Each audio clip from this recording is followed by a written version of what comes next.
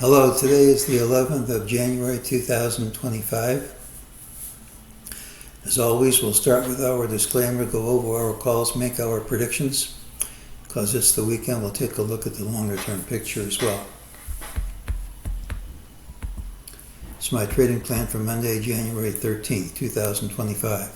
Remember, it's a plan. I could change my plan. My plan can be completely wrong. Any trade one makes sure he made at one's own risk.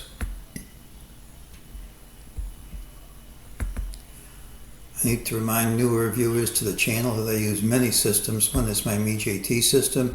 It gives targets, but it says nothing about entries. On Friday, we looked for the pattern with the early low, which is this. Monday should also have the early low. We said that we didn't like to make predictions ahead of major economic reports, but we said there was a wave count calling for a drop to around 57.90 cash. And if that were the correct count, and if we drop to that level on high volume, it could represent a low. Well, we certainly went in that direction.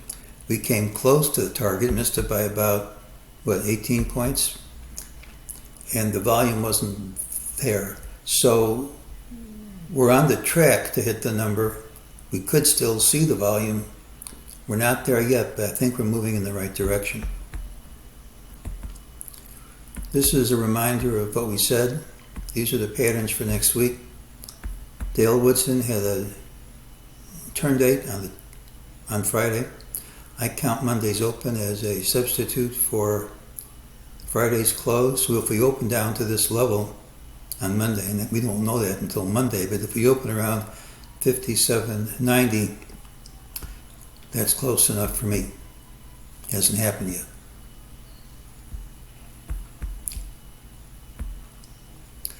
During the day, MEJT said this move up was false, said this drop was false, prices have already retraced. That's played out. This is Tom DeMark's TDST line. Support goes to one bar under the line. So we're in a support area. If we gap down and hold it, emphasis on and hold it, maintain the gap, that's one full bar under this bar and support breaks. If support breaks, we could go much lower. We have a 200 moving average here, 200 daily moving average under 5,600. If support breaks, that could certainly be hit. But that's not what usually happens. Usually you gap down to his support area under the lower Bollinger. If that happens, very often it's not going to hold and you're going to get a gap and trap. Now so far we haven't gapped down. We don't know if we will. But if we gap down to that level holds, get down to that level and it holds, the potential is over there for a gap and trap. Now, of course, if it breaks, it breaks. And we don't know that yet. But I would just be very leery of being on the short side if we gap down to that number. Now, Friday, we gapped down, hit a lower low, closed over all the lows. If that's maintained, it's a bullish pattern. Should lead to higher prices. Printing doesn't mean you close higher. But that would all be killed if we gapped in either direction and promptly undercut these lows. So if we do gap down and undercut that low, all that bullishness goes away. It doesn't mean you won't reverse. It doesn't mean you won't go up. It just means the pattern's killed. It doesn't stop other patterns from saying something.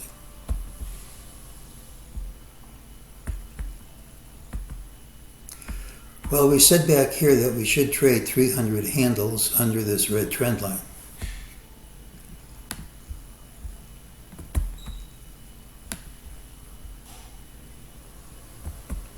That's right here. So if you go on just 300 handles under that red trend line, that doesn't mean you have to reverse from here, but it means that you've satisfied the minimum potential of the break of this trend line and you don't have to go any lower than this.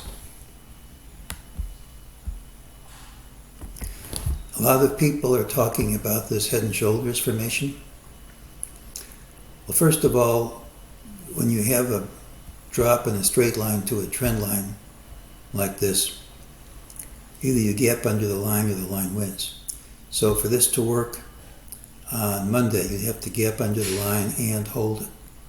Gapping under and reversing it doesn't count.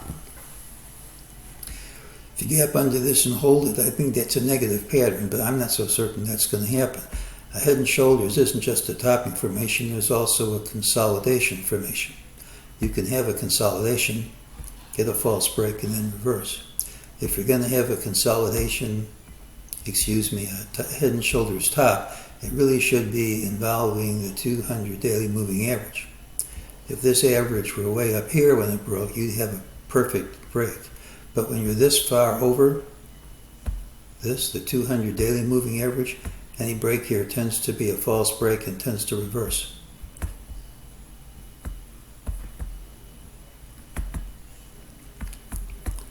We think we've completed probably wave 1 of Magenta 3.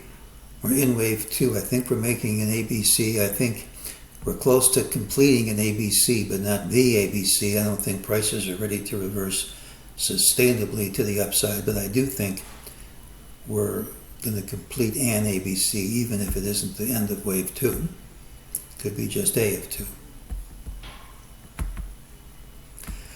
Well, here's green A, here's green B, and green C within just under 57.90 cash, and there's considerable balance of the waves at 57.90 and just under it. Let's look at this ABC in blue.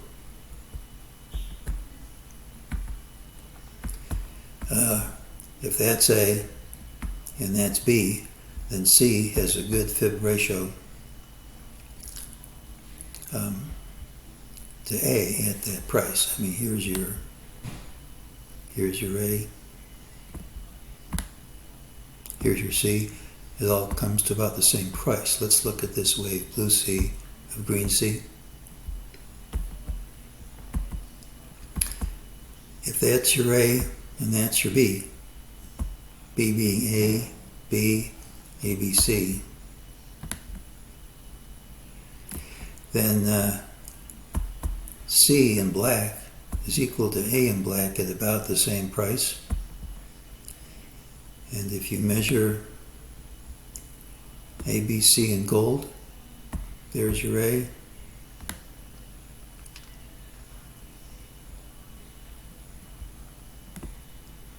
Here's your C. I mean, they're really pretty close. In fact, last time I did it, they were closer than that.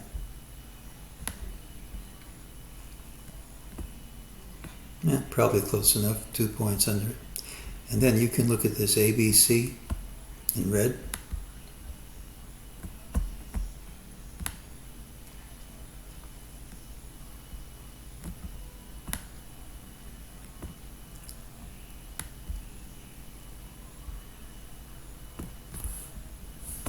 What am I doing wrong there?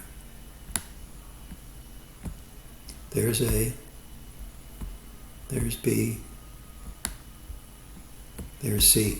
They all pretty much are coming at the same price. So there's a perfect balance of the waves around 57.90 and just under it.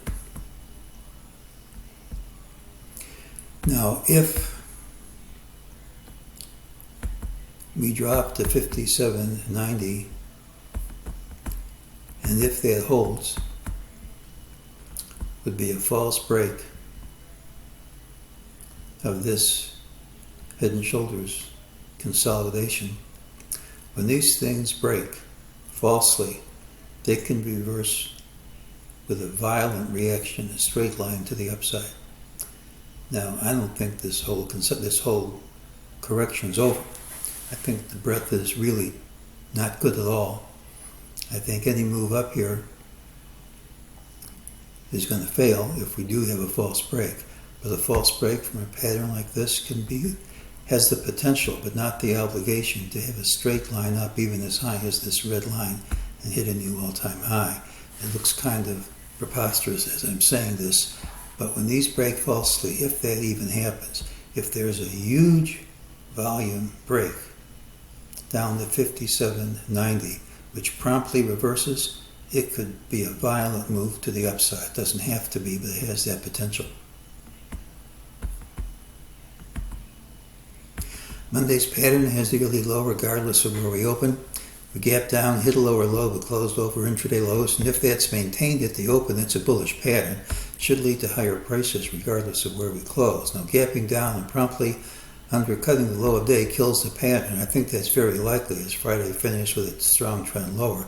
Those things tend to continue dropping on Monday, and it's bullish if we gap up smartly instead, but I don't think that's going to happen, but you don't know.